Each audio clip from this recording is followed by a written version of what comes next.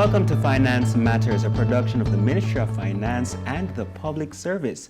I'm Daniel Pasley, and today I want to share with you some of the achievements of the FID, that's the Financial Investigation Division. And who better to speak to us about this than Chief Technical Director of the FID, Mr. Robin Sykes. Thank you so much for coming on the program once again. It's great to be here again.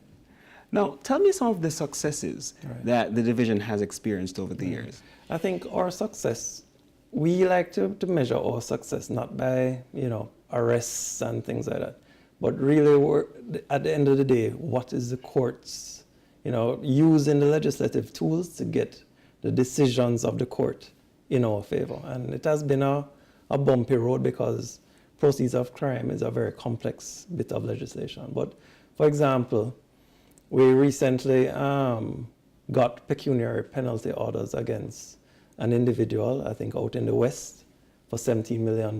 So this is a case where we carried the process straight from the criminal conviction to the court looking at all of the elements of that person's lifestyle to determine, okay, well, this is the benefit you got out of your lifestyle as a drug dealer.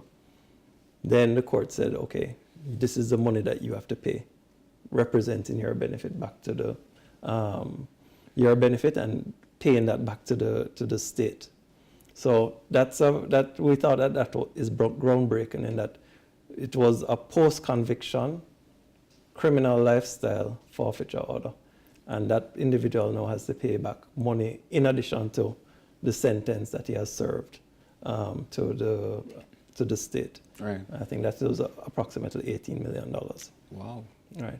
We also use the civil courts to proceed against assets where we believe them to be the proceeds of crime. That had some good successes in that area.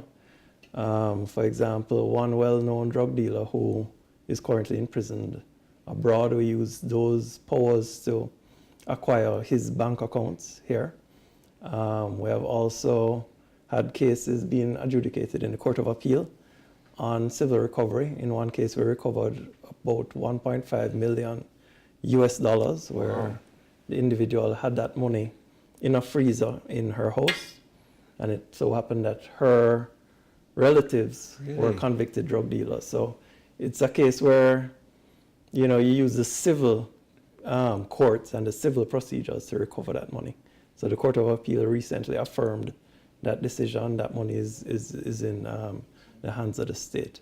So the real question for us is using these tools carefully and decisively to garner the successes that we all want.